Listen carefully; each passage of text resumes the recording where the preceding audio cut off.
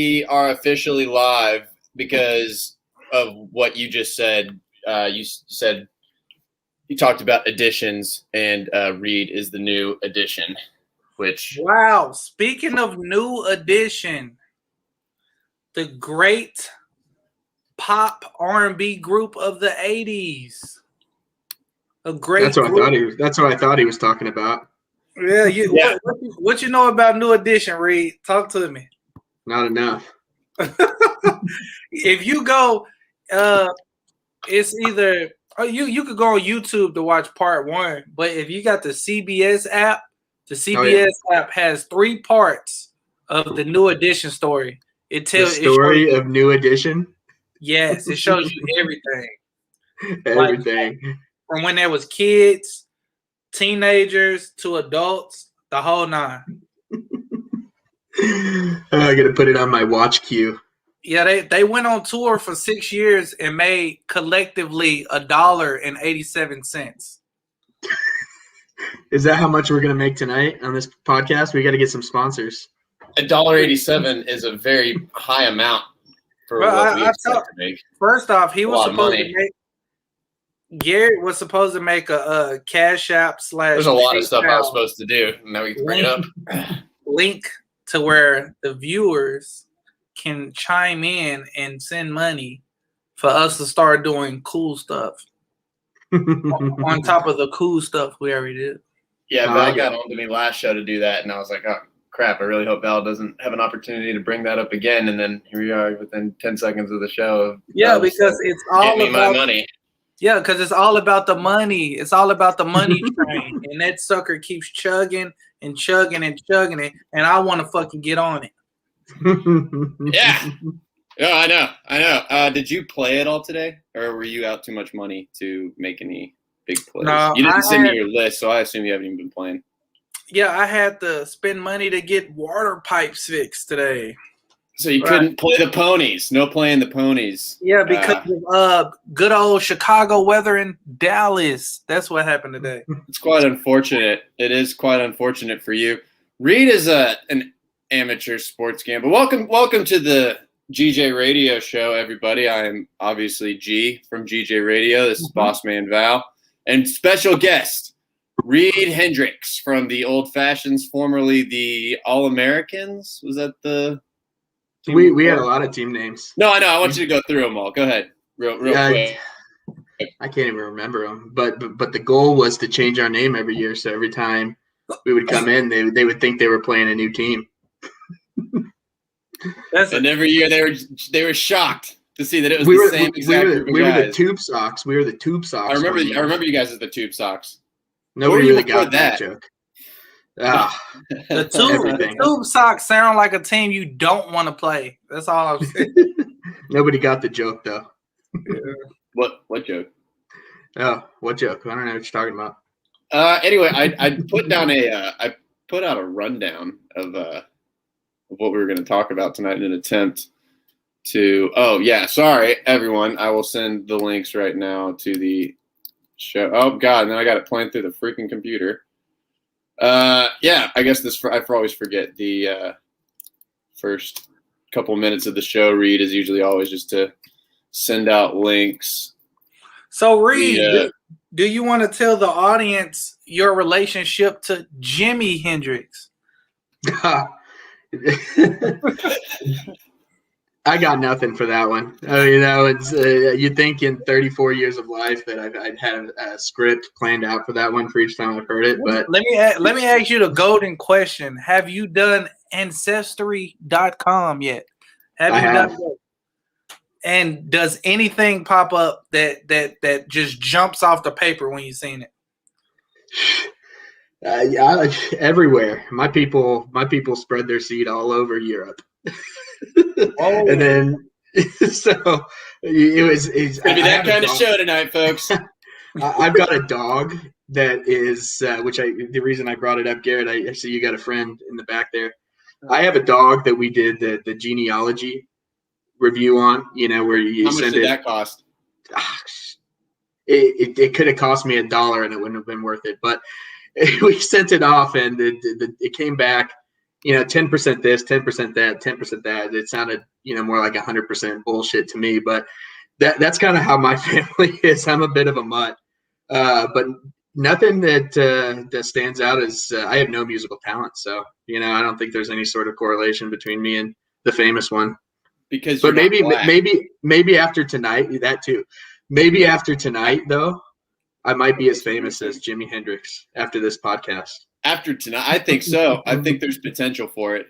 Especially, did you see the logo I made, the image I made for the show for you? I did. I guess I got to put the ticker down there for people to go ahead and call in the horrible. Yeah, let's get the ticker action going. Yeah, ladies and gentlemen, we have a website, by the way. I will put that up at some point today. I'll leave you in suspense for it. It's also I don't have it bought outright, the domain, so I'm using a WordPress. So it's got the little .wordpress.com on it. So it's it's like hey, GJRadio.wordpress.com.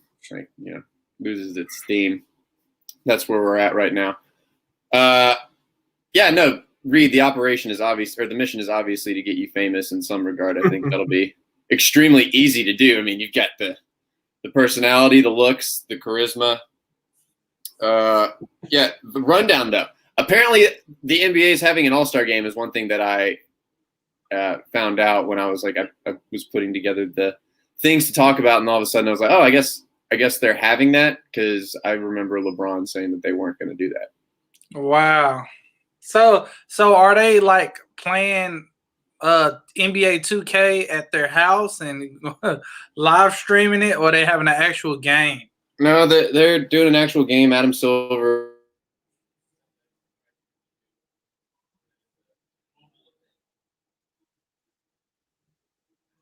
Oh God.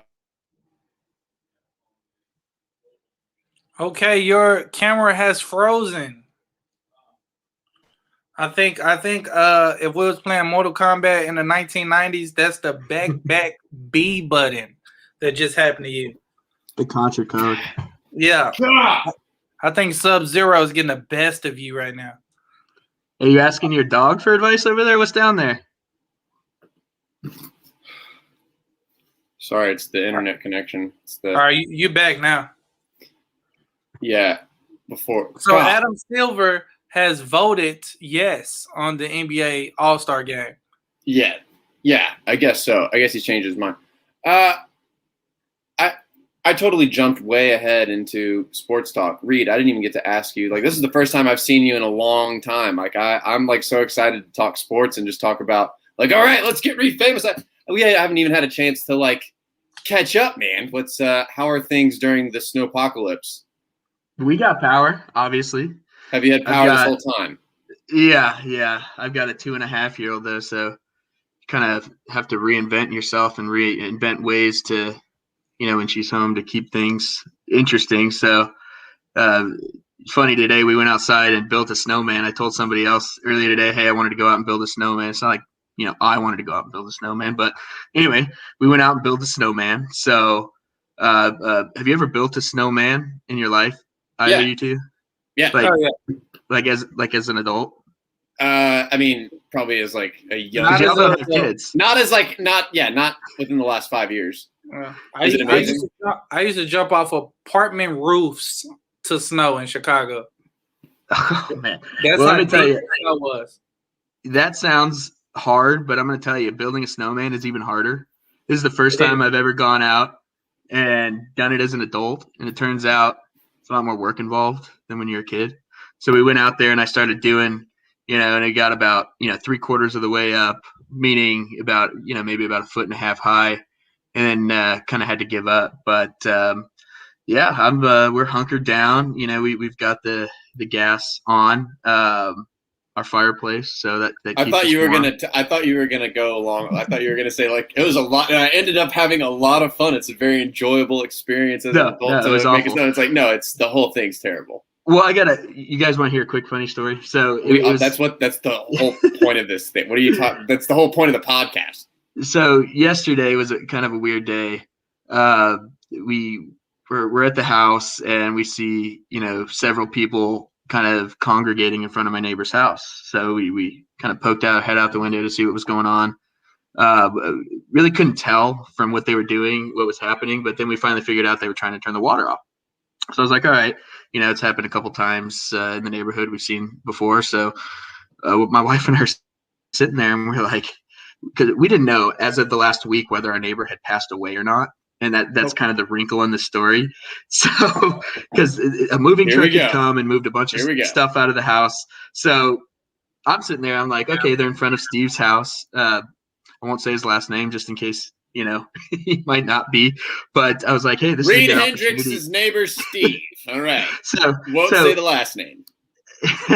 I told my wife to go out there. I was like, hey, go talk to those people. Maybe you can find out, if Steve died or not, because we weren't sure. We hadn't seen him, and, he was a little bit older, and, that's that. But he also owns the house across the street that some other people live in. So they actually went over there to turn off the water as well. And just as, they were kind of heading over across the street, the water utilities man comes up. So they get all that figured out, but my wife still goes out to talk to him. And she comes back and she's like, oh my gosh, I think Steve passed away. And like for that, minute, I was feeling, really sad about it or whatever. And I was like, well, what did they say? And he's like, well, she said there was water coming out the front door. So they approached it and they turned it off. And one of them was a runner that was just running by, and the other two were neighbors, and the other was somebody driving by. I was like, so none of those people actually knew Steve? She's like, oh, no. I was like, so how did you find out, that Steve passed away? She's like, oh, well, I just assumed it happened because, the house was empty and things are going out. So because there's water. So automatically, he's dead. Yeah. I was saying, first, it was a petty excuse to find out if my neighbor passed away, as opposed to doing the logical thing and asking his tenants across the street, hey, did Steve pass away? But anyway, for that moment, I was really, her as the internal pessimist and me as the optimist. I still think he's alive. So, but that's neither here nor there. It was after that we went to go. Well, it was after that we went to go do the snowman, and outside I could see the water, was still kind of coming down his driveway. So it already started off a little bit awkward, but then there was a flock of about 1,000 birds that just kept circling and circling and circling because the temperature had gone down a little bit, or it got up. It had gotten a little bit warmer, so they were around just swarming for food. So we go out there, and the snow is just covered in bird shit. Just, I can't tell my 2.5-year-old, hey, we can't go out and make a snowman because there's bird shit all over the place. So we're out there, shoveling it up or whatever, and I'm not really watching her, but all of a sudden I see her, and she's just like rubbing her tongue. And I was like, what are you doing? She had been eating the snow, and I could just see what was going into her mouth. So I had to quickly tell her, hey, no more. And this is all the while I actually had, I was throwing it back. I had on my speaker outside MC Hammer and Vanilla Ice. We were playing Ice Ice Baby because I'm a dad and I thought that was a funny joke. But she said, I just ate bird poop, and she's 2.5, so she can say a couple. She can form sentences, and all of a sudden she just starts dancing to Ice Ice Baby. So that was my snowman story. But I wouldn't suggest it or recommend it to any adults unless they've got kids and maybe one other able-bodied adult, because it's probably the hardest thing I've ever done. Yeah, you had gloves, right? So a mouth. She has a mouth full of mayonnaise, and she sings and dances to Ice Ice Baby. She got over it real quick. So you mean to tell me she had vanilla in her mouth and she was listening to Vanilla Ice? Yeah, I think that's a good point. Sure as heck beat soup. I think she may have swallowed it already, but at the same time, it's I don't recommend building a snowman unless you have another able-bodied adult. Is she potty trained? Yeah. So there's no way for you to like. But there's another story for another time about that. She has gone number 2 in the backyard a couple times. Well, when you gotta go, you gotta go. I hate to tell you cool. That's pretty cool if you ask me. We digress. Yeah, so no burst pipes or anything. Val over here's out $1,500 freaking bucks because of some just poor situations. So you didn't have anything like that happen to your living quarters, Reid? Lucky you. Nope. We've been dripping the faucets. We've been we never lost power, so we just, the hardest part about this is staying in the house. I in the other know. room. To me, She's in the other room, but I'm it's sick of my wife. Yeah, I feel Right? you. To me, it's like quarantine 2.0, if you will. It's like coronavirus all over again. Well, you live in Chicago. You understand. Oh yeah, that was okay. So I've located the rundown. I finally located it. My dog just wants to go out on the patio. I'm gonna put him out there. It's just pathetic, but yeah, we were gonna Carson Wentz obviously to the Colts. Talk about that a little bit. Spring training update. Luka Doncic was named to Time's 100 people, like most influential people. Luka Doncic, Luka Magic.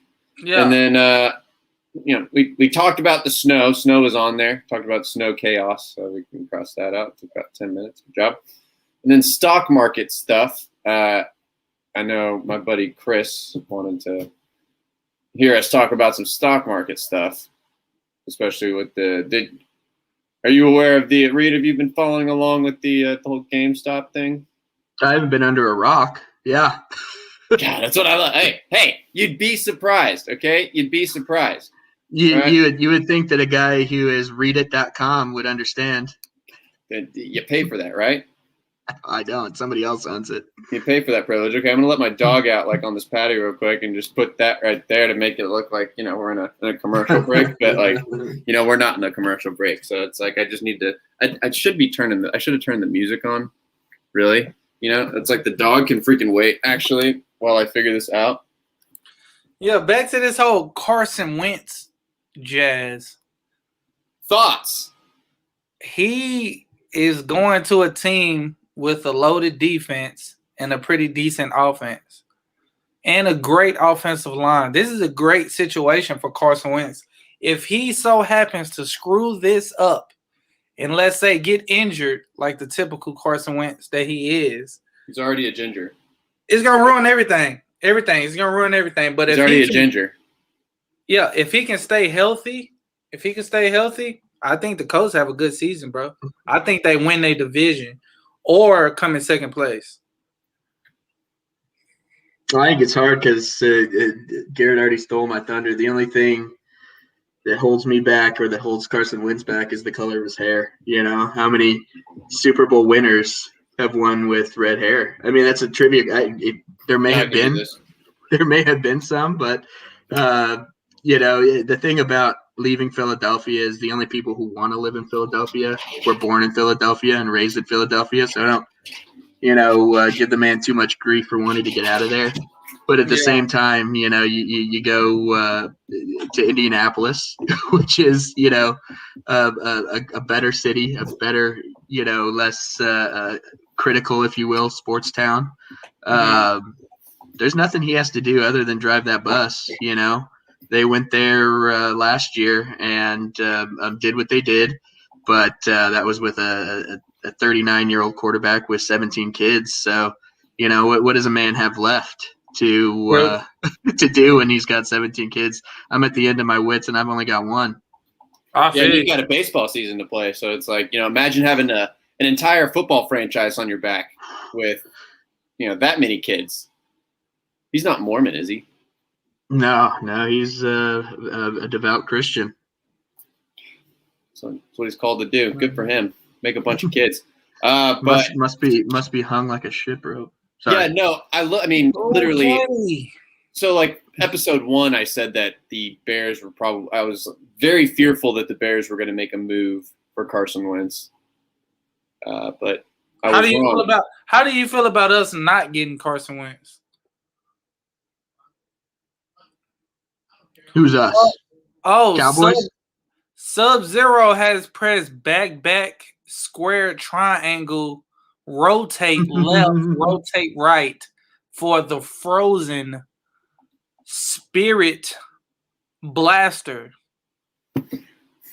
You back, buddy? Yeah, like when you used to freeze him, you have to run up to him and hit him. The game didn't get a chance to hit him, and he's back. It's because I had my Wi-Fi on my phone and the internet. I'm just using up so much internet. But a guest, I'm not a guest, a fan of the show had texted me. It was Chris. Oh, that's great. Tell Chris I said what's up. What's up? Yeah, you can tell him. He's watching. I don't give a rat's ass if Carson Wentz didn't come either because Chicago Bears don't believe in hiring or drafting talented quarterbacks. We never had one. Never had one. Our best quarterback was Jim McMahon. Jay Cutler. No. Smoking Jay. No, yeah, we just talking about quarterbacks who actually did something. We're not talking about like quarterbacks who just came, farted, and smoked cigarettes. We're not talking about that. There's nothing wrong with all those things. I like all those things. Like, what are you trying? He's over here like, okay, I'm waiting for the negatives. What's the bad things about Jay Cutler? I want my quarterback to fart and smoke cigarettes too. Who your quarterback? Probably Ben Roethlisberger, the way he's talking about a quarterback. Well, right. I saw a good meme the other day that had a picture of Patrick Mahomes with a Bears jersey photoshopped on him that said, Patrick Mahomes, if drafted by the Bears, would look like he looked at this during the Super Bowl every single game. Pretty much.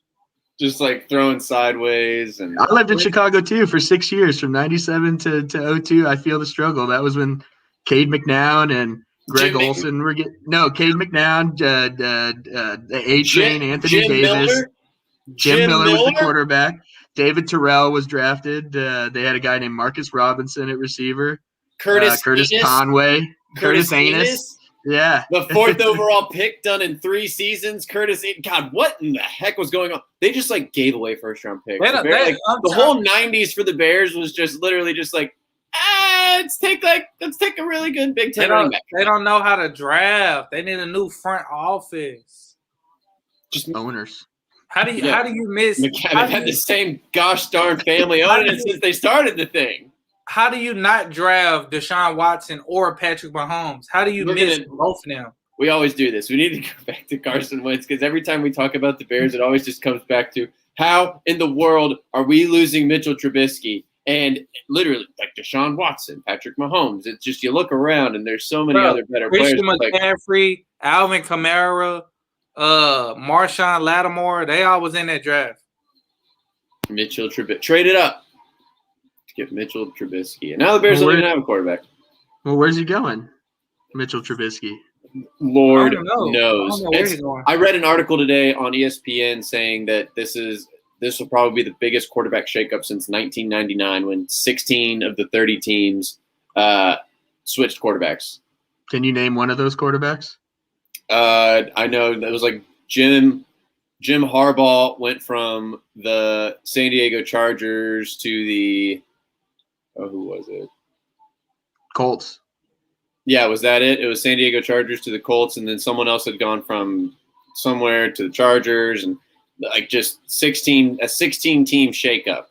Was that Troy Aikman's last year? I don't know if it was Aikman's last year, but it was like he was one of the 14 that stayed put, and so you had the 16 teams moving, and then you had of the other 14 teams, it was like six of them were Hall of Fame quarterbacks, and 7 of them had taken their team to the Super Bowl at some point. So it was like, okay, here are the 14 good guys that you can win with, and then we're just gonna have a crapshoot for the others. And I bet Doug Flutie was one of those. Oh, probably. Oh yeah, no, he was. Doug Flutie was one of those. Actually, it was. Here, I'm gonna actually pull up the. I remember when Doug Flutie got benched for that like 6'5", like just athletic quarterback who was trash for the Bills. Rob Johnson. What was his name? Rob Johnson from USC. Rob Johnson. Rob Johnson. Complete. Wait, who was the quarterback that won the Super Bowl for the Buccaneers? Brad Johnson. Brad Johnson. Okay, they're brothers. Wait a minute. No, they're not brothers. I was like, they're not Fun fact: Johnson. The running back on that team was Michael Pittman Sr., father of Colts wide receiver Michael Pittman Jr. Fun fact. He also ran for the Cardinals too. Mm-hmm. So, do we have to talk about the Bears anymore? Can we never do that again? No, I don't want to talk about the Bears. So, you a Chiefs fan? No, I'm a Cowboys fan. Oh, wow. So what about old Dakota Rain? What's going on with him? I'm just glad we got rid of our red-haired quarterback. Oh, the ginger. Oh, y'all got rid of him? He's not coming back. Oh, so y'all just clipped him, sent him to free agency? Like We're gonna get Mitchell Trubisky. Wait, Reid, you're a Cardinals? Oh, you're a Cowboys fan. Cowboys fan. Okay, so we're in Dallas, so we might as well talk Cowboys. Do we have to do that too? No, so we don't have to. But yeah, I mean, you don't have Dak, you don't have Andy Dalton. Is there going to be who is the quarterback? Y'all are in the same exact situation that we are. Uh oh. Garrett Gilbert. Exact same situation. The Cowboys can't figure it out. The Bears can't figure it out. Oh, Chris decided to mute himself. Yeah, we can all tell that you're muted right now, Chris. And I honestly think Mike McCarthy and Matt Nagy is on the same level of coaching. They both garbage. And there he is right there. Garbage offense. They love garbage. Ladies and gentlemen, welcoming to the show Chris McMurray of McMurray Metals. Chris, you could not have picked a more just thank you. Good guy. Is that a goose back there? Is that a? Yeah, it is. Nice. Yeah, whoops. What's his name? Dead. Oh, his name is not breathing. Is his name? I gotta let my dog out or in. Were we talking about Rob Johnson? Yeah. We was talking about Brett. Yeah, Rob Johnson and obscure Brett quarterbacks. Obscure quarterbacks for 500. Alex.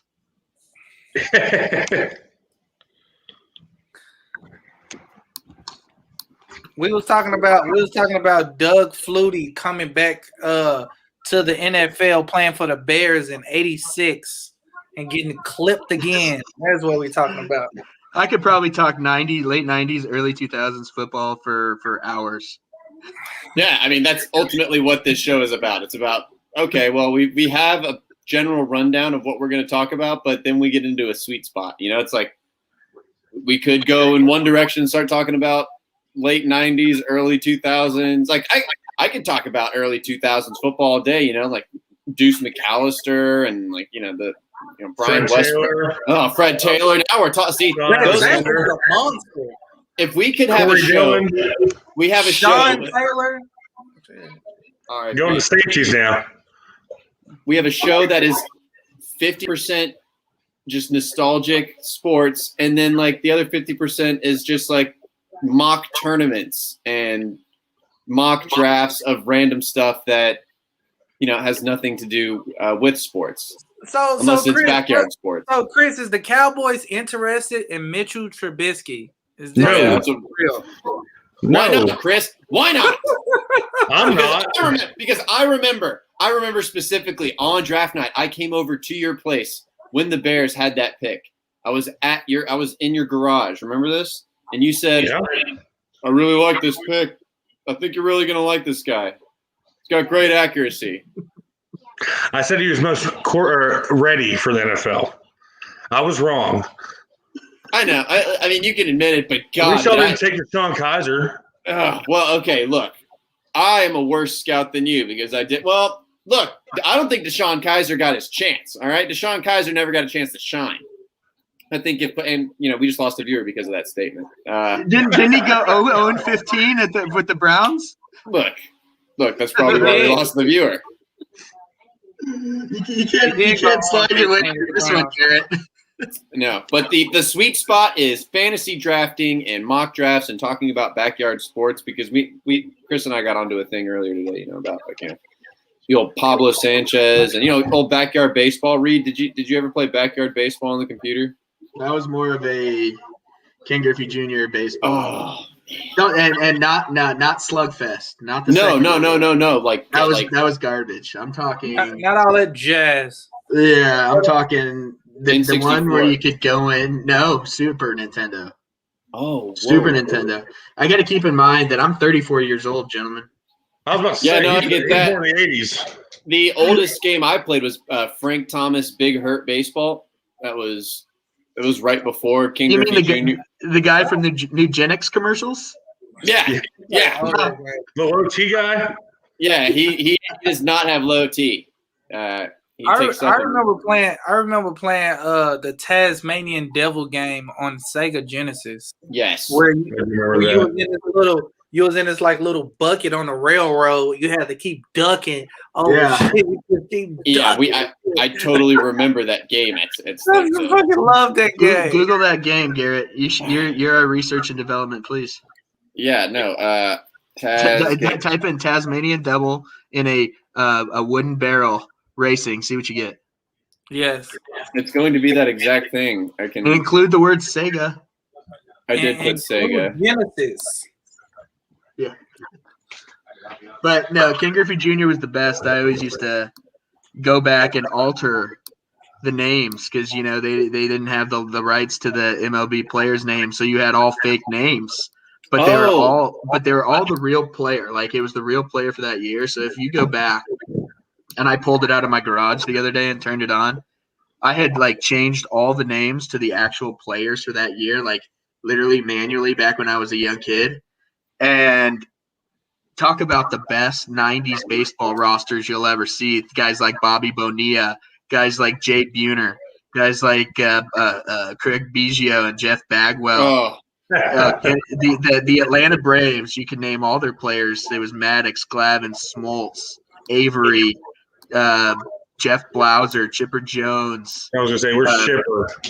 Yeah, the crime dog, Fred McGriff.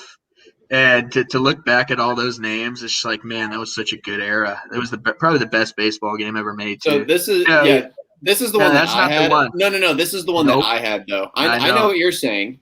Okay, that one. Get it off the screen. Super Nintendo, and everyone who's of my age will fight you on it if you say it's not the greatest sports game ever created. That's the one, the first one. Oh wow, that's the one. Wow, yeah, I never played that one. It looks amazing. Montreal Expos. There's a video of it. I've been playing it. Why should we deny our viewers that video? Reid, we were talking about how we need to get how are we going to get famous, and it is by avoiding ads first of all. It's by the success of other people. We're just going to go. Yeah, exactly. Okay, we just weren't going to watch an ad. That's the best game on Nintendo 64 was Killer Instinct, and it's not even close. It's a good one too. It's a good one. That was the quickest fighting game. It had the best reactions. I'm hoping it's not boring or anything. Crazy things. Who did you use to fight with on there, Reid? There's a good play. Can't even remember. It was the guy with the blades on his hands, and I'm not talking about Dawson from Street Fighter. Can't remember his name though. You talking about Sabretooth? Sabretooth, that's the one. He was a werewolf. I used to fight with him. Oh, he got to pop into that one. Yeah. It's a good one. Chris is over here really enjoying this game. I'm enjoying the game. I used to fight. I don't know with what him. you guys are talking about. I want to. He just told that. I'm telling you, and you'll find. Oh, here he is. So this is Crime Dog right here. This is D Crime. This is Fred McGriff. Boom. His name is D Crime though in this. Yeah, he's the crime dog. Thank you for that connection. Because of McGruff. Yeah, and this is right field. This is supposed to be David Justice. His daughter's hot, right? I don't know, but he was in Moneyball. Yeah, his Randy daughter's hot. Wynn. I looked it up. All right, we got a 1-0 score. Yeah, no, that's a man. See, that's the danger. We could get lulled into. Man, they had that guy throwing. They got Randy Johnson throwing 99 miles an hour on that. No, they got him throwing 103.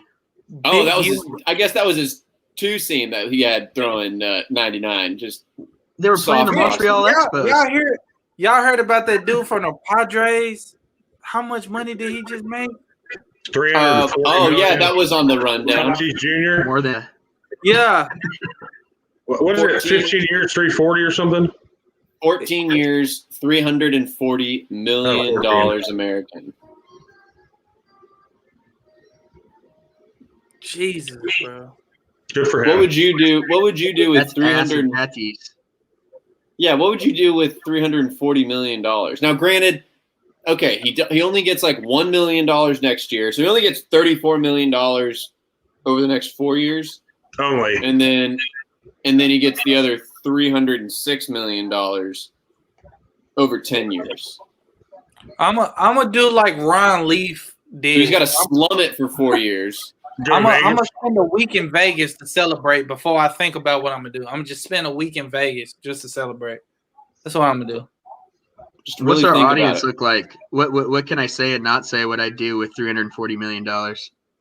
You can say whatever YouTube's fine. It's just what I have to clip out and don't clip out. It's not about the audience on the internet. It's about the audience in your household. I know. That was what I was about to say next. So what I do is I'd secure some annuities for my family, so my children and my grandchildren's children. Yes, absolutely.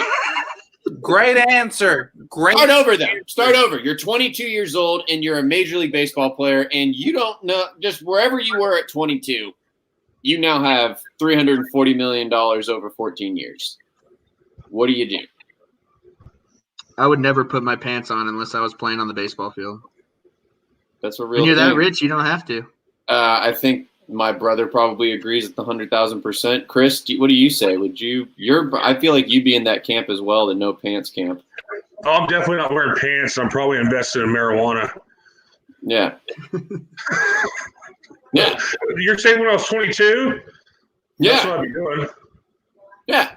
It wouldn't take much convincing either. It'd be like, I got how much money over how much time? Yeah, sure, buddy. Take whatever you want.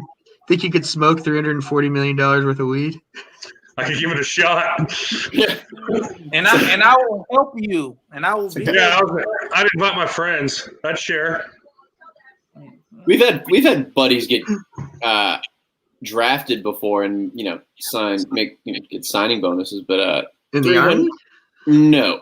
They $340 million though, like that's ridiculous. Like it's not. And I was gonna say like, oh, that's life-changing money. It is, unless your dad played professional baseball for a decade and a half and hit 3 home runs in 1 inning and 2 grand slams in 1 inning.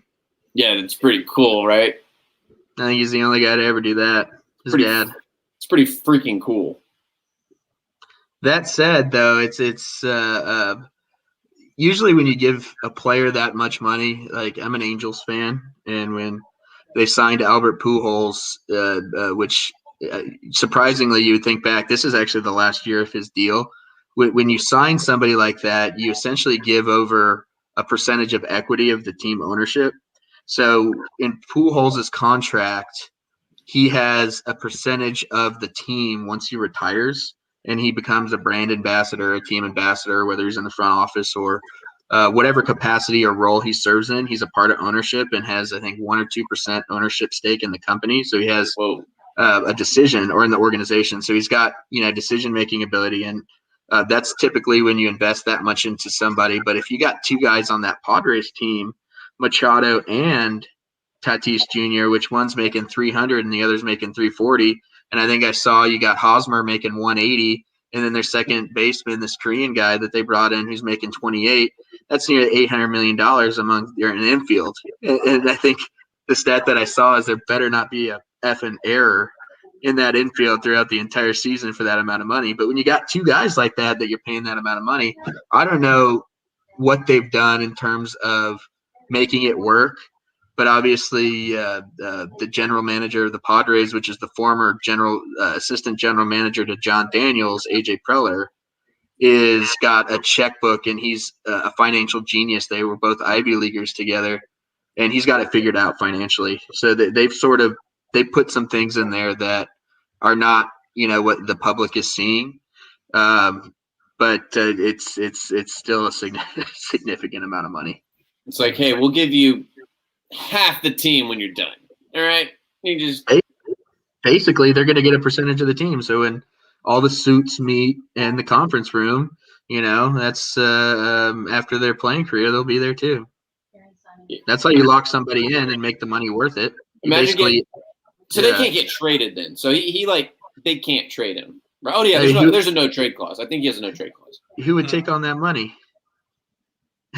Who would take that contract? The Tampa Bay Rays? He's making 5 times their entire payroll. That's very true. Yeah. Damn, Mahomes just bought that team. I think he bought that Royals last year. Yeah, well, part owner, right? Yeah. Yeah. Probably part of that whole structure thing that Reid's talking about with, like, they find a way to make it work with, like, I bet the Chiefs, the Hunts are probably close with the Royals owners, and like, hey, if you just give Patrick like part of the Royals, we can say that we gave him $500 million. Yeah. And then they all go have beers at the table after. Yeah, and just kick it. And just have a good time. There's a difference between, athletes are rich, but those guys have gotten into the wealth. And that's, the difference between the owners that are sitting at the table, and, it leads to this discussion, agree with it or not, with, Draymond Green and the relationship between the NBA players and the owners. It's just different, in say football and baseball and basketball. Basketball is a players' league. The players own the league, essentially. The NFL is owned by the owners. The players, have nothing. Baseball is owned by the players, and it's just a crazy amount of money that it protects those players. And essentially, I don't want to say own the team or the organization owns them for the remainder of their career, but that's what it is. Mm-hmm. No, I mean, yeah, that dog keeps whining. No, those mega deals though, yeah, like they're becoming more and more common though. I feel like, I feel like you got Trout, Machado, Tatis Jr. now, like at least in Major League Baseball, the 200. Is Acuna going to have to? I saw something. Are they like going to restructure his because of this? Oh, Ronald Acuna. He's like, Yeah. Hey, I don't. This. What did he get? It was not that. I think it was like last year, right? It just makes me wonder what Chris Bryant's gonna ask for on the market, like what the Cubs are gonna have to. The Cubs are gonna have to trade Chris Bryant because. Are we having the same conversation with those players and Chris Bryant right now? Yeah, Chris I'm Bryant. saying he won an MVP. He's 28, 29. He won an MVP. He's got a World Series. He's gonna command quite. I'm just saying he sees that number. His agent Scott Boras.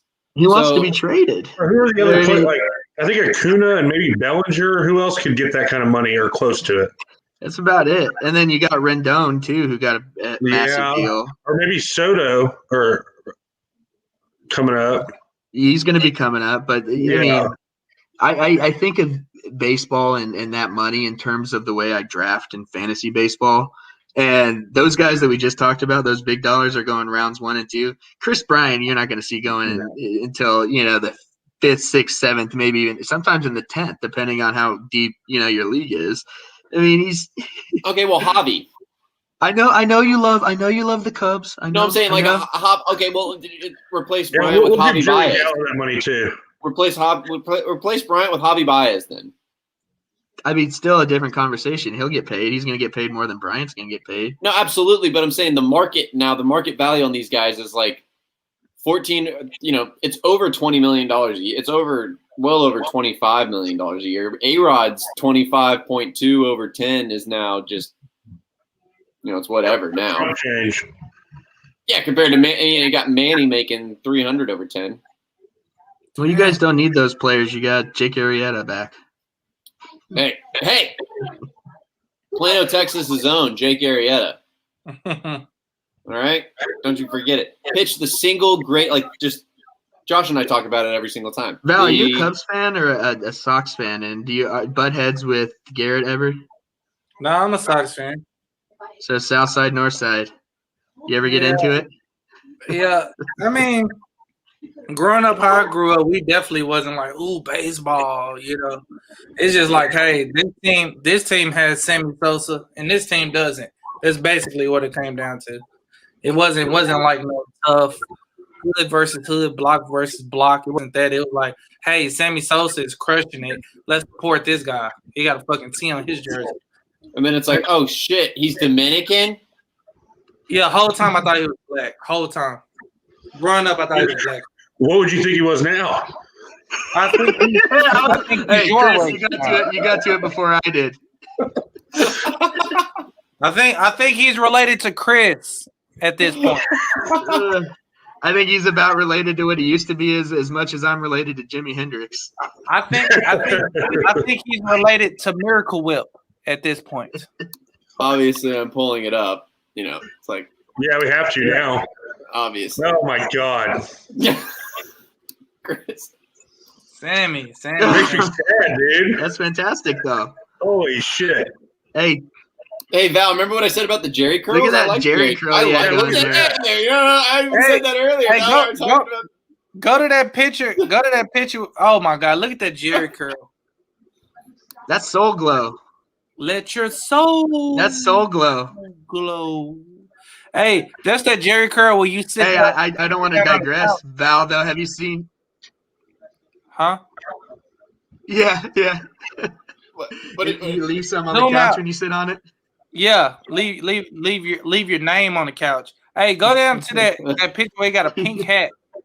oh God, no! I knew you were going to tell me to do that, and things are. That looks Tell me terrifying. why. Who does Tell he me look why. like there? Tell me why he looks like Matilda's daddy that sells cars, Danny DeVito? and he rolled back the mileage on the cars. That's who the fuck he looks like. He looks like a Cuban that's been dead for 3 weeks. Wow. Sorry. Oh my God. He looked like a Cuban. He looked like a Cuban who plays chess every Sunday at 2:00 at the same spot. I'm still laughing at Val saying he thought Sammy Sosa was black growing up. That is. Garrett, now So when did you find out? When did you find out, and what did that do to you? Oh, it didn't do nothing to me. I mean, you got to think about it. To me, some of the best players in baseball is either Spanish or they're white. So baseball is. Yeah, and You had Frank Thomas that you could have cheered for. but it's also Chicago, and they also had Michael Jordan was the '90s. So baseball was such an afterthought. Like Sammy Sosa breaking the Bulls won the championship earlier that year. So Sammy Sosa breaking the record really was just like, oh, cool, just another thing. He didn't break the record. It was McGuire. Oh, I mean, you know what I mean. That whole race. He broke Maris's record. Yeah, he won MVP that year. He won MVP the year that Mark McGuire broke the record. So Mark McGuire might have. How'd y'all do in the playoffs? It was another year. I don't even think they made the playoffs. They didn't. That's what I'm saying. Who is your baseball team, Reid? I've cheered for the Angels, but I lived in Chicago. I moved there in '97, and I moved away in 2002. And at the end of my sophomore year of high school, but we actually went to more. Was a Cubs fan, but we went to more Sox games because you could get in and out of Comiskey. You could get into that parking lot. It was right next to the freeway. You could get a ticket. You could walk in and be. And they won the World Series right after you left too. Yeah, 2003, right? Yeah. So it was. I loved Chicago sports because I caught the tail end of Jordan, but I cheer for the Angels. I grew up in Southern California. I moved to Chicago, moved back to Southern California for my last 2 years. We lived right down the street from Angel Stadium. So Vladimir Guerrero, if you want to go that direction. Oh. Darren Erstad, if you want to go there. Yes. Tim Salmon and Jim Edmonds. Tim Salmon. Gary DiSarcina. Troy Gloss. Oh, yeah. Troy Gloss. I had his rookie card. A funny story that part of it I can't tell on the air because of the whole house thing, But my next door neighbor was dating and is now married to Troy Gloss's brother.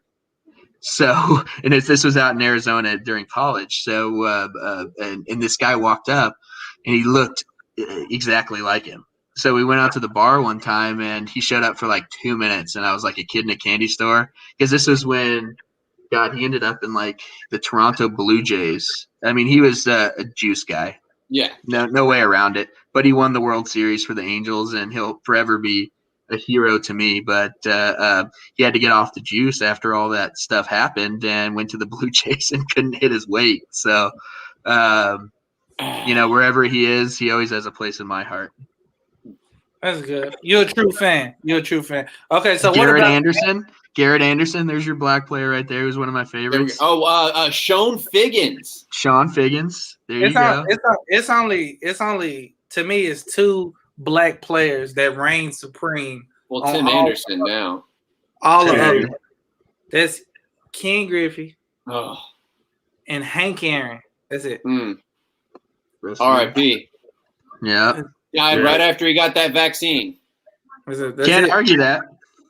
Died right after he got the vaccine. We're not going that way, Garrett. Yeah, nice try, Garrett. Yeah, nice try, buddy. It's not. We're not biting. We're not biting on the bait. There's no biting. There's no baiting. There's always bait with you, buddy. President Biden. Always baiting. I'm always baiting. Okay. No. So Chris. Chris had gotten.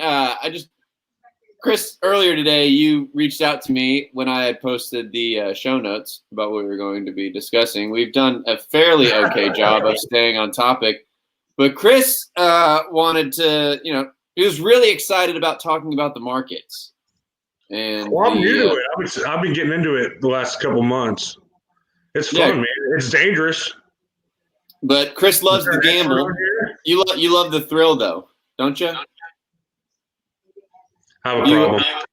You've been paying attention. Did you? That's actually what we're all here for. We want you to sit down, Chris, somewhere comfortable. Yeah.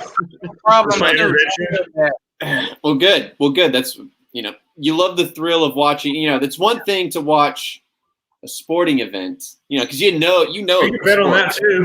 No, I'm saying sports. The teams. You have a good chance of knowing who to bet on. Reid knows where I'm going with this. You have a good chance of knowing who's going to win. Knowing who's going to lose, the lines and all that. You're aware of sports. You have a better chance than not of striking it big in sports. Take 100 picks, you'll probably get 60 right. Right? Hopefully. There is no better thrill than just throwing a bunch of money at some stock and just seeing what happens. I don't know anything about it. Should we pull out our portfolios? What's going on here? Do you just sit there and watch Bloomberg all day and just fucking cheer like if you were language? Yeah, like because I know when I'm betting games, if I've got a full slate going on, you'll hear me 5 houses away. If I'm winning, but if you hit 6, if you hit your 6, yeah, if I hit it. If I'm on the last leg of a parlay and every one of them is one, holy God, you'll see me running around naked if that's the case. But are you watching Bloomberg and stuff like that, Chris? No, I'm not. No, you just checking. Well, what are you trading with? Are you using? What are you trading with, Chris? What are you doing here? Yeah, I'm using Robinhood. Oh, so how do you feel? How do you feel about what happened? You didn't even get in on the game? Did you get involved with it? I got in after that. So, are you doing research? Or are you just kind of picking them like my wife picks NCAA teams based upon the colors and their symbols?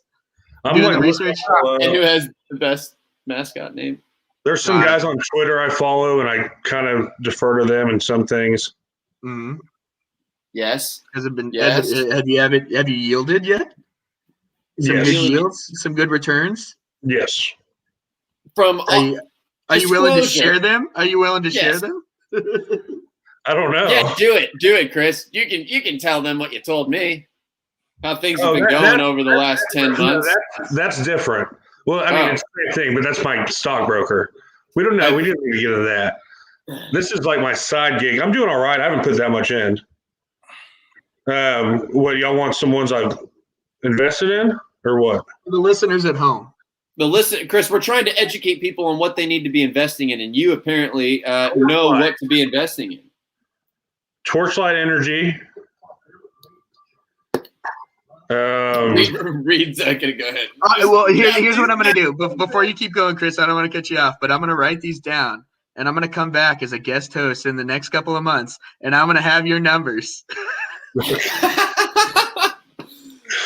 Torchlight, -4%.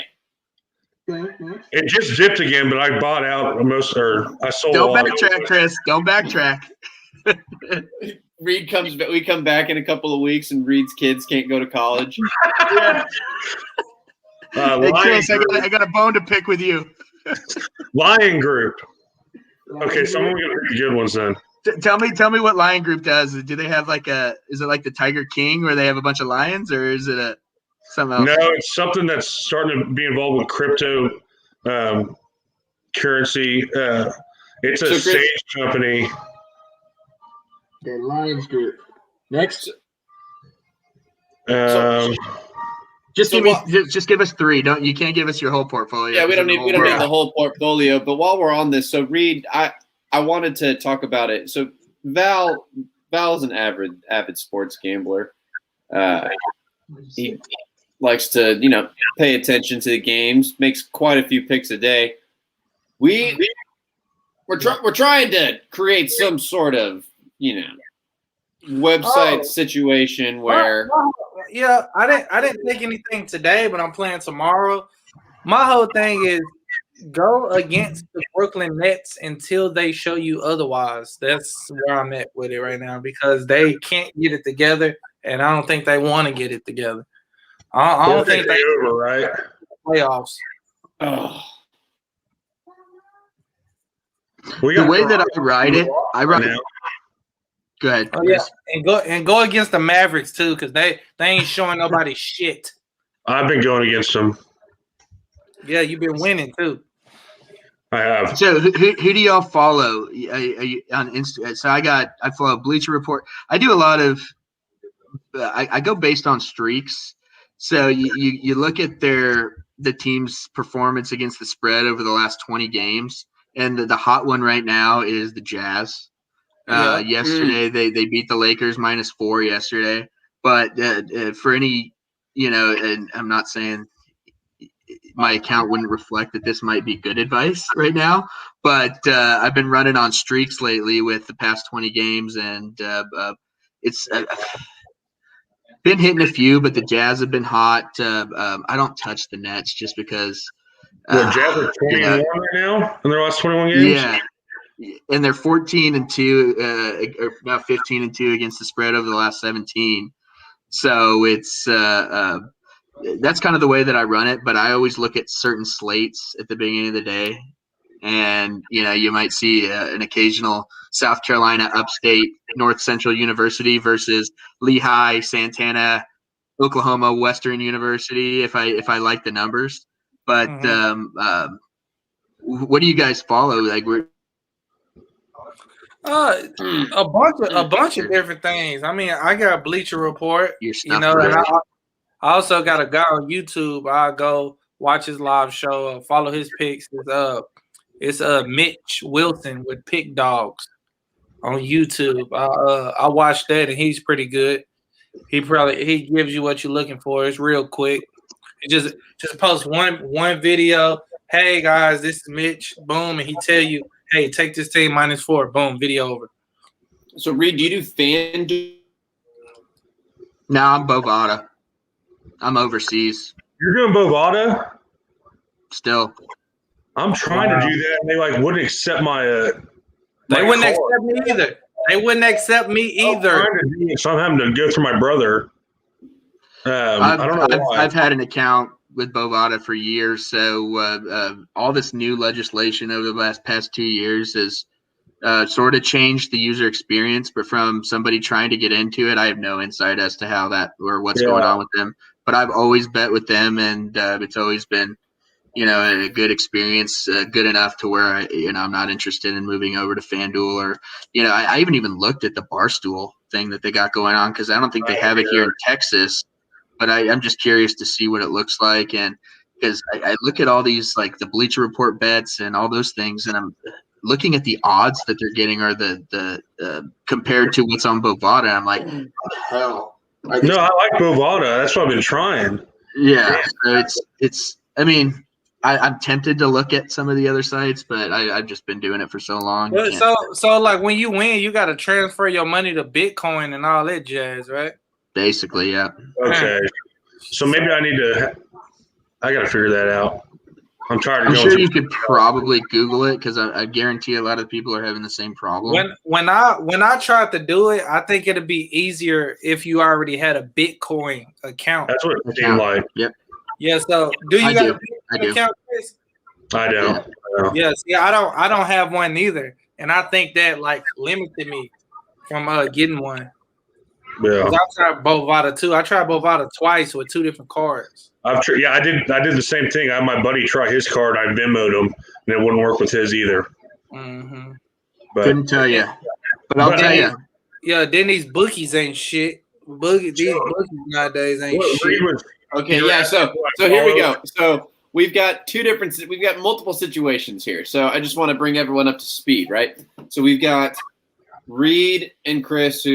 Chris, do you do FanDuel or what do you do? Like who I bet with? Yeah. I go through one of my brother's guy. Okay. So everyone's got a guy. Okay.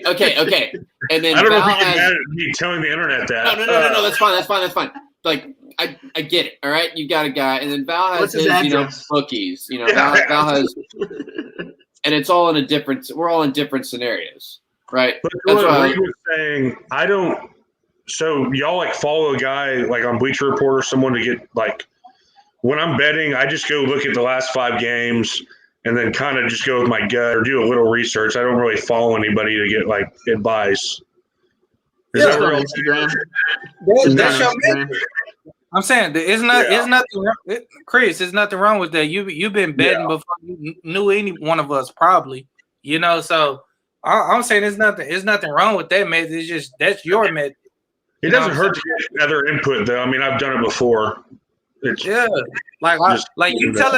telling me your method. I'm gonna take that in and I'm gonna try it to be like, oh, let me look at the last 5 games and go with my gut. It's just all different methods. Yeah. I love to see where I might get further, listening and taking heed to what people say, To be quite honest, if you look at my betting history, I would say probably 75% of my bets placed were live bets after I've had a couple of drinks, and I was going to say, this one's definitely going to hit. That's it. Again, see, I was like, I want to see. I'm breaking down. See, this is the type we can get into sociology here. We're breaking down the type of gambler that we have here. Bro, I was at the Dallas Cowboys game. I'm talking about great seats. I live bet because I'm looking at them. Oh, I'm looking at them tackle. I'm looking at them run. I'm like, oh, okay, they want to win this game. Okay, I was like, all right, I'm gonna take Dallas. I'm gonna take Dallas money line here. I took them. What about that Atlanta Falcons game when they came back from 24 points in the fourth quarter? That game, I had a game later that day that I lost an 8-leg parlay that was just one of those Hail Mary ones. And then I was thinking, this one's going to lose out, so I'm not worried about, the Cowboys game. And then they ended up coming back and winning. So that last game that I lost was the only loss in that entire thing. So it kind of rubbed salt in the wound. But I never touched the Cowboys. I'm too invested in them in terms of betting. I try not to put any money. Win with them. You can't bet with them and win. You can't bet against them and win. I don't know what Dallas be having going on, bro. This last season, they were the first team ever in the history since sports betting was documented to go 0-12 against the spread. First team ever this season. First 12 games. And watch they lost every single one. It was crazy. And watch next season. They go like 12-0 against the spread. That's just how it works, bro. That's just how it works. I don't know why it works. What I was saying before my internet keeps freaking cutting out was that we have just different kinds of gamblers. We've got the guys that, get a few drinks in them, start, having a little fun. They're like, hey, there's an interesting game on later today. I feel like making it interesting, give me a reason to stay up a little bit. Then you got the other guys that wake up, crack of dawn, start studying the picks, and they're, making. It made me fall in love with sports again. Yeah. No, I mean, there's. Isn't that crazy? I was talking to my homeboy about that. He was like, bro, if I don't bet on the game, I don't even watch it. I'm not watching it. Yeah, he was like, sports betting has literally scarred my fandom of sports. Has it scarred your fandom or has it given it purpose? No, it scars it. No, 100%. It's a long, shitty scar on my heart because of sports betting. No, I bet against the teams that I cheer for all the time. There's most of the time I'm sitting there watching games, like cheering for my team, but I have a bet against them, and it's like it's like that movie where that guy has split personalities, where I don't even know who I am anymore. Bro, I completely understand. I had a 16 parlay. My favorite team, Chicago Bulls. I took the Chicago Bulls. That was my last game. I would have went 6 for 6. Took the Chicago Bulls to lose by 3 or whatever. The other team needed to cover. They played the Pelicans, and I was like, man, okay, watch the Bulls go out here and fucking lose to the Pelicans. Typical bullshit, literally bullshit. Literally. Yeah, Bulls blow the Pelicans out, blow them out like by 30, right? So next day, I do my little 6-pick thing. I do the one I want to tell you about. By the way, Val makes 400. Or no, excuse me. I'm doing the math in my head. Val makes 240 picks every single day. Is it 240? Yeah. Oh wow. 6 times 40. Yeah. Never tell a man, Garrett. Never tell a man who places that many bets a day how many bets he's placed. Yeah. That's Yeah. That'll get you kicked out of the text message chain. Yeah. You don't tell a doctor how many surgeries he did today. You don't fucking do that, Garrett. Ain't something you do. And Val is Dr. Locks over there. But no, he's got the locks for us. Especially when his wife only thinks he's giving consultations. Bro, Chris, check it out. I do 20. You bet on JV soccer? No. I do 26 teamers.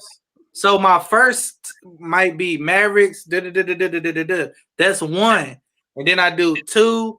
And then I go all the way down to 26 teamers, all different games. Or some of the same games, just like different combinations, if you will. And I spent $200. But I've seen this sheet here. I can find a copy of one of these. So basically, Val, you just wake up in the morning to see if you've won or lost, because there's no way you can track that many. It's a number. It's a number by each one of those. Each number is a team. Yeah. And it's all handwritten. That is awesome. Hold on, let me show y'all. Hang on. No, I've got it right here. Yeah, let's see this. I got it. Pull it back up on my phone. Pull me back up. Oh, there you go. Thank you. Yes. Okay. Zoom in. Sorry. Yeah, we've got Quinnipiac. Oh yeah, there you go. Hey guys, can we play a quick game? Let's start from the top. Hey, does anybody know where Quinnipiac is? Fuck no. Does anybody know where Canisius is? No. That's not How about Gardner Let's just Webb? start in the region. Right? It's let's go a different direction. What on this list do you know where they're located? Other than Northern Kentucky, I'm aware of the It's probably in Northern Kentucky. Long Island. You cannot have a directional or a state. Yeah, exactly. As long as if it doesn't have a direction or a state on there, I don't know what it is. There's Manhattan. Okay. There's Manhattan, Kansas, Manhattan. But yeah, so this is what we're getting into. Okay. So let Val explain. Sorry. Whoever wants to go back on the business side of things, let me know and I will continue. Okay, sorry, Val. Go ahead. So, like you got number 1, number 2, they going against each other clearly. So I'll write down. I might take Gardner Webb. I might take Long Island. I might take Hampton. I might take Iona. I might take Marshall. So I do a 6-teamer. Boom. I do that, and I do that 20 times of different teams. I try not to have the same team on too many tickets, because that'll fuck it all up. Unless you have 6 sure things. I mean, if you have 6 sure things and you just put all 40 and just one basket. The way he's talking, they would cancel each other out if you exactly. So you get $200. You do 26 teamers for $10 a piece. If you go 1 for 20, you win $400. You double your money. You literally took $200 and you gave yourself every ounce, every chance to double your money. Me sports betting, I've been sports betting about 9 years now. That has been the most effective way to win.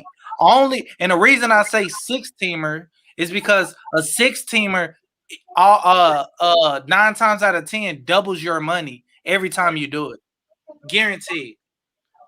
Of course, you gotta go 6 for 6, but you gave yourself 20 chances.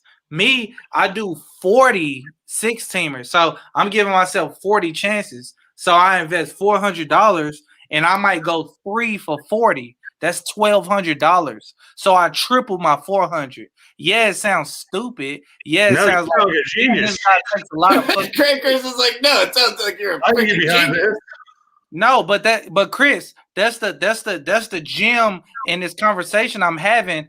If me, you, and Reid did it, we will split the 40 picks, 15 a pop, 17 a pop. So it'd be less stress on the brain, and it'd be less time consuming. It takes Val's entire morning up. It literally takes him.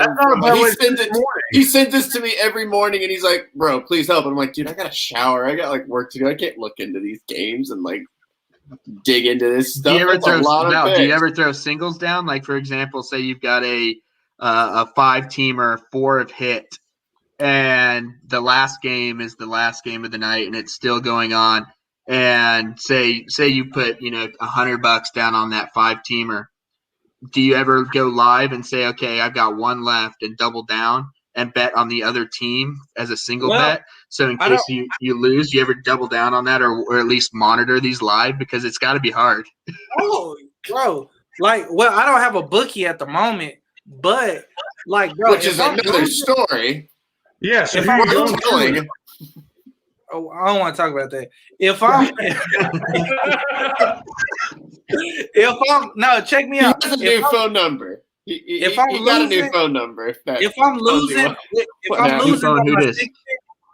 I'm losing on my 6 pick, and I'm like, oh man, this team is gonna fucking blow my ticket. When I did have an account, I go into the account, live bet, take the other team. You know what I'm saying? Hedge the bet. Now it's all making sense to me. Going from the manual bookie, the actual human, to the online technology platform. Because I was thinking to myself, oh man. No. Now I get where you're going from. The only reason with the bookies that made me so mad, I won $3,400 and he blocked my number. That's what happened. The bookie blocked my number. And I didn't even know what to say to you on that one. It was horrible. And then because I had new number, who dis? We watched Hardball the other night, and I was just like, I just kept looking over at him, just like, dude, this is crazy. You want to help coach my little league team? But anyway, Chris, if you could get behind these 6 picks, trust me, it's worth it. Trust me. Yeah, I like it. Trust me. Yeah, that's what I'm saying. Let's crowdfund it. Hey, it seems like I'm the only one with a Bovada account. Looks like that makes me the guy with the power. Yeah, I mean, first off, you can have Bovada account. It's all about how much money you making off of. You get what I'm saying? Well, that's where you guys come in. Exactly. My point exactly. Because when it comes to other sports bettors, I'm listen first, talk less. You feel what I'm saying? I'm listen first, talk second. Like I want to know what you guys doing. I want to know how can I make some extra cash. So that's why I say I don't play around with this shit. I don't twiddle my fingers when I wake up in the morning. I wake up in the morning, I get to it. Val is saying you are the experts as well, so we need, Well, to be honest, I have made most of my money off props. Really? I mean, I bet games. You're a prop guy? Locks. Yeah, Reid, it does not surprise me that you are a prop guy. Dude, I love props, and I'll be honest, it's the best. Props, boys. Yeah, no. Anyway, what's your max bet on props? Usually it's like $100. No, usually what I'll run through is I'll do a bunch of singles, and then I'll run through and do like on one game, just because I like to watch the game. I can't spread them around too much because I find myself going on Google and Googling that team and having to click on it and looking for points, rebounds, assists, things like that. But the NBA is the best. income for me in terms of betting from a prop perspective. During the playoffs last year in the bubble, it was the only thing that kept me involved. You know, I of all the major sports, the NBA is probably on the bottom of my list in interest. That's not to say I'm not interested in it. I love basketball and I love the game. It's just I find myself watching the other sports more than I do in the NBA. But when the bubble was happening last year, I was live and I was active. And there was one particular game where I had like a 7 prop, and one of them was Tyler Hero had to hit a 3-point, had to make over. It was the over on 2.5 threes, and he hit one at the buzzer. And if you followed it, you knew it was a real big one that he just came up and hit it at the buzzer because nobody was guarding him. Oh man, it was incredible. But is that when he made this face? Yeah, no. They were down. They were losing by 7, and they ended. He made a 3, and I had already covered the point spread, but it was a 3 in the last second to give me. It was his 3rd 3 of the game, so it was the over 2.5. But that's just they were already out of it. Yeah, because and honestly, and you were just like, yeah. And the prop bets in the NBA, you try prop bets in baseball. In my experience, you don't hit them very much. In football, the only thing I do for props is first touchdown and anytime touchdown scores. I don't mess with yards, in the game because there's too many injuries. You get guys that get injured, like you change your underwear. What about the longest field goal? Shit. Fuck kickers. For anyone that's played the game, fuck kickers. But the NBA is where the props, I think, are your moneymaker. And you being an NBA fan should look into some of those. And it's hard when you just have a bookie. When you got Bovada. I didn't already did. Well. The show is taking a dangerous turn. The show is taking a dangerous, interesting turn where we can start turning these. But here, the problem with Bovada is sometimes it won't let you make multiple prop bets on the same game. I never. Bro, Val's over here. The gear, I can just see the gears just turning in Val's head. Just like, wait a minute. And on DraftKings and on FanDuel and some of the domestic-based ones, you could throw down like 20 props on the same game, But with the overseas ones, for some reason, there's not like you can't do, say, playing an NFL game and you want to do you say the Packers are playing the Bears and you want to do an anytime touchdown for Aaron Jones parlayed with an anytime touchdown for David Montgomery. You can't do that. They won't let you do that because it's on the same game. And it's strange to me because on those other sites that are now coming up, you can do as many as you want. And the odds are great on those. And that means just that you can watch the same game as opposed to having to flip around to games and stuff like that. Yeah, that's lit though. I would love to do that. I would love to. And there's the added benefit of no one coming to break things or hurt you if you don't have the money. No.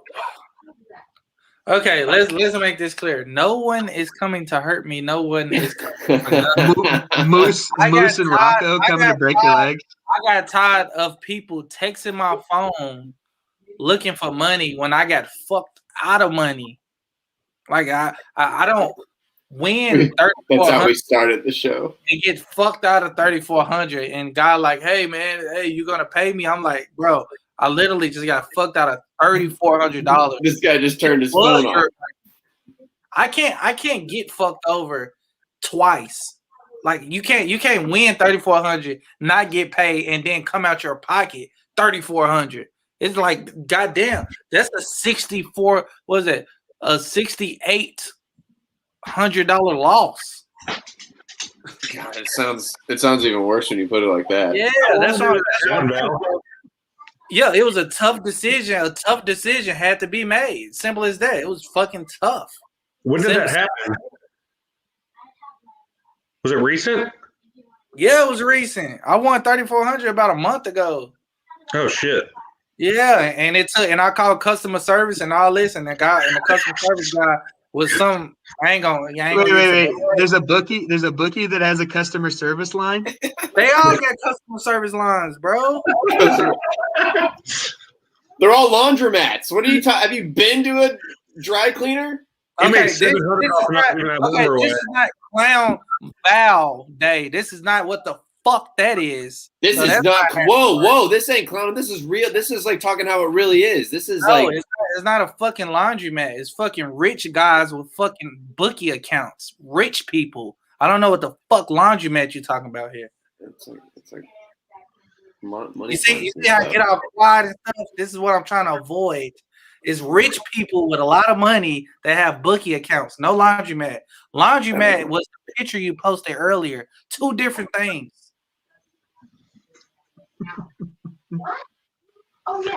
So how does that money change hands? Is it online or do you actually physically pay a human?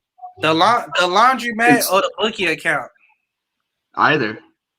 Okay, laundromat is you put in cash. They make you an account. They text the ticket to your phone. You type in the numbers and you type in how much you bet. That's it. Oh, and you you have an account with them. Yeah. Set an account. Okay. Do they keep track of that? Do they keep track of that, and you both keep track of that at the same time? Y'all both keep track of it. Yeah, obviously you're keeping track of it. Yeah, y'all both keep track of it at the same time because it's on a text thread. So let's say if Garrett, so it's like an OG blockchain. That's like the original blockchain. Pretty much. So you go into this place. You say, "Hey, I want an account." Okay, cool. They give you an account number. You making a deposit. Say if you make a deposit of $200, they make a deposit of $200. They say, "What's your phone number?" They give you a account ID. Let's say the account ID ABC123. So boom, they'll say, "What's your phone number?" They text your phone number and they'll say, "Hey, is this account ABC123?" You text that yes. They say, "Okay, here are the rules and here's the payout." So they tell you how much a one-teamer pays out. They tell you how much a two-teamer pays out. They tell you how much a three-teamer pays out, so forth and so, boom, that's how it is. And then they text you the ticket. Boom, you get a ticket every time the ticket changes. So the ticket might change 4 times a day because the lines keep dropping. Okay, so that's what you said. Okay, and then so on the flip side, you have like the rich bookies and stuff that you deal with for like for game by game individual basis, which is an actual account. So they'll send you the login and they'll send you the website that you bet on, like Bravado or whatever. They'll text you the website, text you your login and password, and you just bet through there. And then payout is every Monday morning, Venmo or Cash App. That's simple. Chris, can you turn your TV down a bit? I think it's my bad. It's just the thing is about the laundromat, they pay you in cash and you pick up your bookie the next day versus when you got a bookie, the payout and pick up. Okay. And then what is it for like FanDuel and stuff? Is it saying can you just pull out your money whenever you want, or is there like a waiting period? They probably got all that. Yeah, they probably got all that instant or deposit 1 to 3 days garbage. It's direct deposit, and sometimes there's a tax on it. But typically, when you deposit, what is the tax? Is there some sort of legality or some sort of possibility if they're they tax on it and stuff? Like, let's say like an LLC opens an account. Like, is there do you pay less taxes on it or like? That's a deep question, Garrett. We don't have an answer for you on that one. For real, because it's states that got it legalized and it's states that. What's Texas's deal on it? What is are illegal? It's illegal. We can't do FanDuel. Yeah, no, we cannot do FanDuel. What in the world? So that's why we have to go through all these hoops. So what you're saying is, if we could do FanDuel, then this conversation is not nearly as interesting. But the reason thank God we can't do FanDuel. The reason how a hardline conservative like you, Garrett. I thought you would know the politics of this. I have completely drained my brain of all politics. I know nothing. I realized today that Joe Biden's the president. So that's just. But the reason how people got around that is they use Bitcoin. So they use another form of money that's that could pass through the internet as safe and okay. Bitcoin, there's no taxes on it. If you pay with Bitcoin, it does. There's no interest and there's no tax on it. Wow, I never knew that. Okay, we've got things to. But if you pay with things cash, to discuss. So this is incredible. yeah, so I mean, if you deposit with cash through your bank or your, typically it's going to be, say you deposit $500, it's going to be $510 deposit, and then when you cash out, depending on how much you cash out and the value of that, they take a vig off that too, just like any other bookie might. We could this is like what Dave Portnoy does, I'm sure. Like, just we have not even scratched the surface in this conversation. The only real deep thing that I really like was the 6-teamer that I'm gonna run with and see on that. Yeah. But we could scratch the surface so deep. This what we've talked about would be advantageous for somebody looking to get into, signing up. But if Barstool were to look at us, they'd be like, "What the hell are these guys talking about?" No. I'm saying like a big picture. It's like, man, you like really want to get off? Like just bet a little bit, make some scratch, and then turn around and then invest it in some random stock, and then really see what happens. It's like take a couple bucks and put it on a prop bet that Steph Curry's going to hit 14 threes in a game. I forgot to tell y'all the best part about my 6-teamer strategy amongst other people is that, let's say if just me and Chris do it. Chris, if I go 3 for 20 and you go 0 for 20, we split the money. If I go 1 for 20 and you go 2 for 20, we split the money. Chris is like, I'm not going 2 for 20. Trust me. If I get 20 picks, I love that idea. Bro, yeah, like I'm saying. I'll Venmo you. Hold on. Okay, thank you, Chris. I want to get this out. I want this to be clear. I haven't even tried this strategy with another fellow sports bettor. Well, it makes the show worthwhile. My brain, I already have knowledge of sports in my brain. I haven't even brought somebody else with knowledge and did this strategy with them yet. Well, I don't know anything about some of those teams I saw. What are you talking, Chris? If there's one thing that I know about you, it's that you know Canisius. I've never heard of Canisius. I saw Murray State on there. Yeah, what else we got? Wisconsin, Green Bay, Indiana, Purdue University at Fort Wayne, Charleston Southern, Murray State, Stetson, the Hatters. The Hatters, Chris. You say Murray State? Yeah. We got Ja. Ja. You know Murray State. Fucking Ja Morant.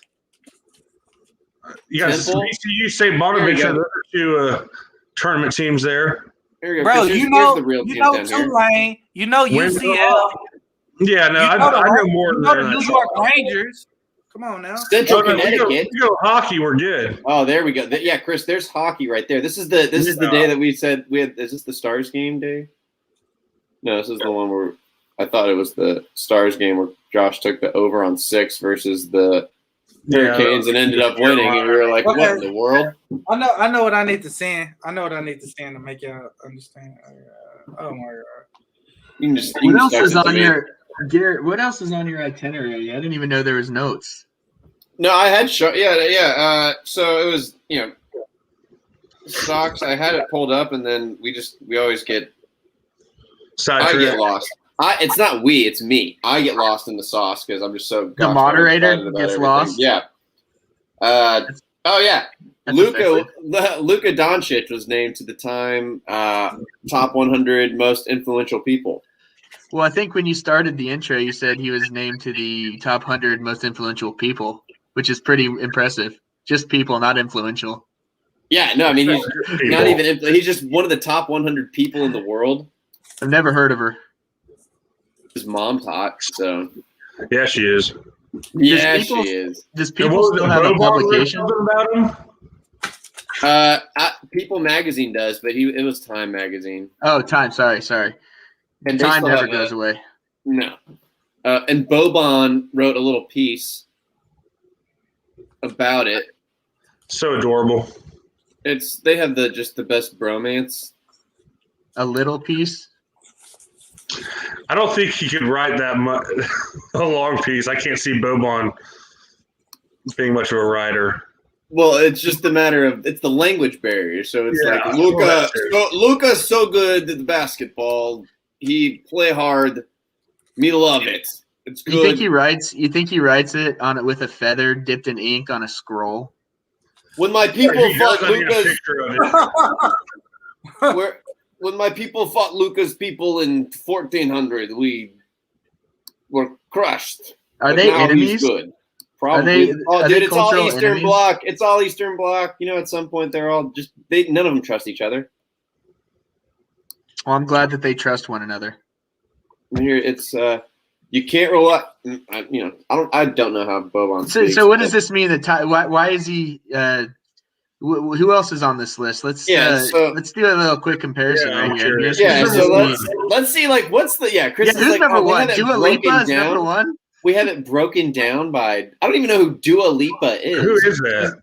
She's a Chris is goddess. like, who the heck is this? Chris, She's great. Hot or not, Chris? Yeah, why not? Yeah. You need. Chris, that's if you guys, dang it. That's gonna be the Is answer there a for all of them. question? Is she like trans? No, Don Cheadle. No. that wasn't a trap. That wasn't a trap. Trans. These are all artists. I know none of them are athletes, so it's like, oh, Lil Baby, he made it. Hey, Luke Combs. Luke Combs. Luke Keep going. Combs. Well, Luke let's see. Combs. These are just artists. I'm not Yeah, I interested know. in the artists. I don't respect artists as much. Let's go to Do leaders.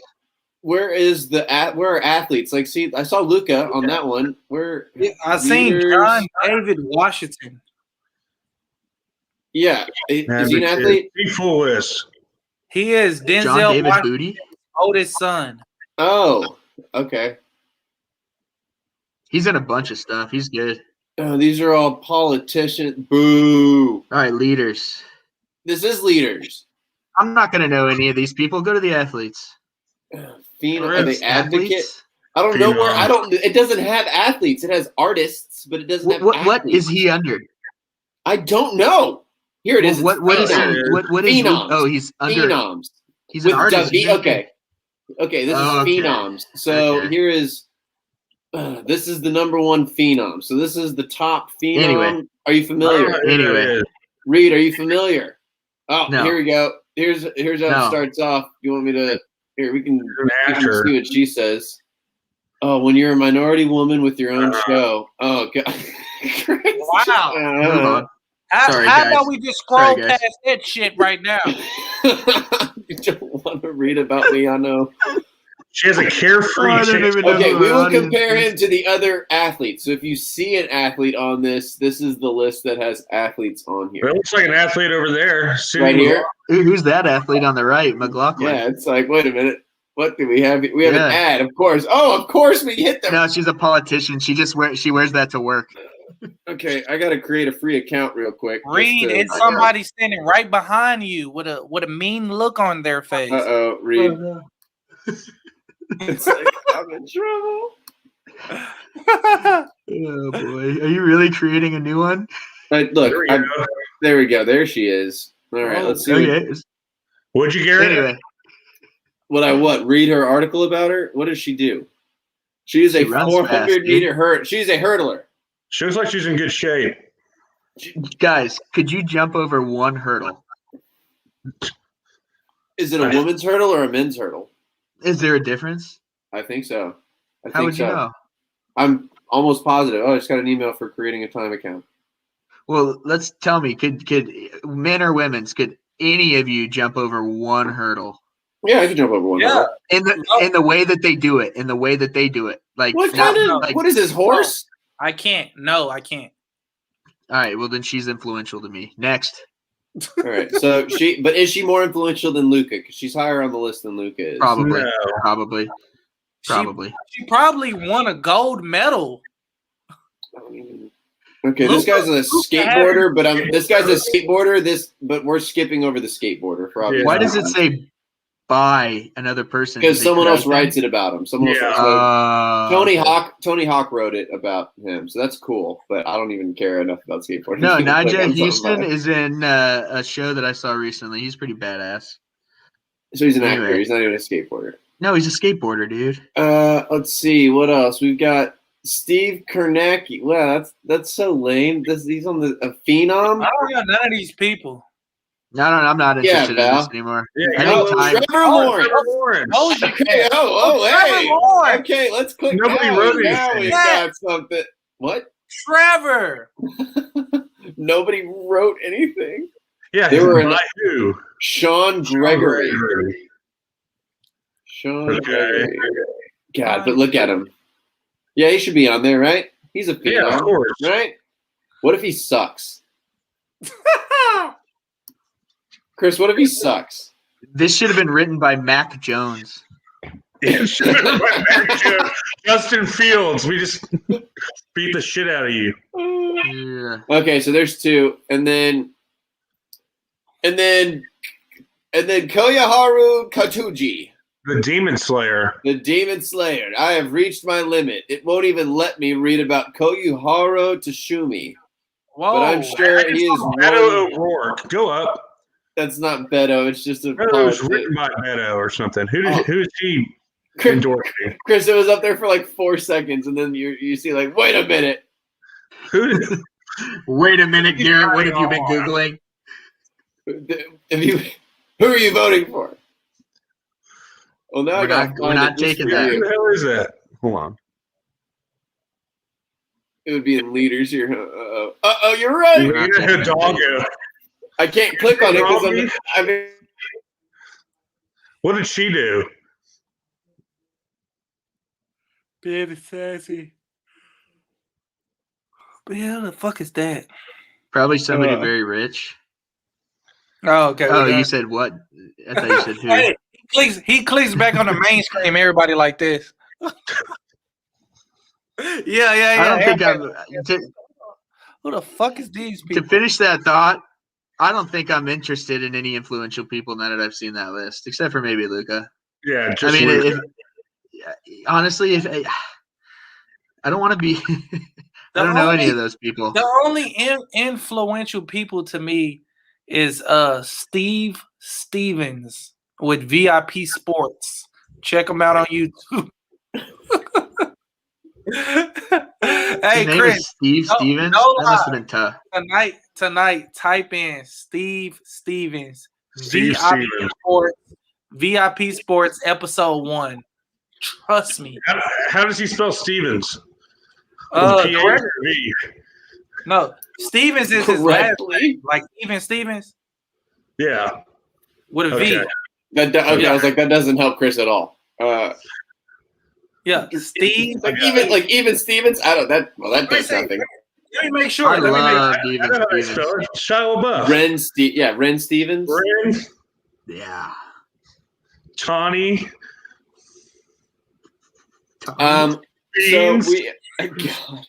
So look, Reid, you're not in trouble, are you? No, I don't. I hope not. This guy is the only guy. Because this is all such good content. It's like That guy right there. VIP Oh. Sport, Las Vegas. Okay. Watch So what's the that. next one? See, here's the thing. We could do all of that. We just need to. Well, Reid's got a kid, so Reid's handicapped. Val's got kids too, actually. So Chris, you and I need to just wake up at the crack of dawn. Wait, what?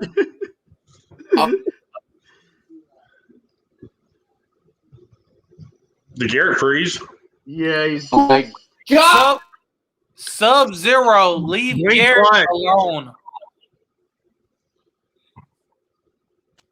Hey, Reid, that's that back B Oh, there he is. on Sega Genesis. Get over here. It's Hey, one I'm of those. about to sign off, boys. Yeah, no, I was gonna say like we could go forever, but I think that an hour and a half is probably good. There's plenty of content for the old socials to chop up and stuff. No edits. It's plenty I of think content. the best part was that Sammy Sosa. Also, we have a game plan though to make a ton of money betting, so we need to really I don't want any Cubans coming after me though. talk about that. Oh I'm my not God. going longer than that. Between Reid and Garrett, I don't know who has more negativity between the two. I really don't know at this moment. I wanted to say Garrett, he was running the line, and then Reid is hauling ass to beat him in a negativity race. Well, he was talking about the Cubans because of Sammy Sosa. I said he looked like a dead Cuban. So I just don't want the Cubans coming after me. That shit was spot on. He looked like he's been dead for 3 weeks. No lie. Ghost. See, now we're gonna have to cut this too because the Cubans. He looked at like when We're talking about Mark Cuban. He's not even Cuban. He's Dominican. He looked at like Easter Sunday at the morgue. Is what he looked like. We were talking about the hat. He looked like an OG funeral with that suit on. He looked like Stacey Adams. That's sad, bro. He looked like he does covers for Pitbull. I was watching that Bobby Brown and Whitney Houston all that documentary stuff earlier, bro. It's so sad, bro. Oh man, no. See, now you're talking about the negativity. We were enjoying that movie earlier, Val. We had a great time. I talked about how great the soundtrack was, and now you're going to talk about the death of people. No, we're not ending on that note. This was a great show. Thank you to everyone that tuned in. I'm just going to click the old end broadcast button to just end it because, Josh typically literally just exits. He just exits the thing while we're still in post production. Is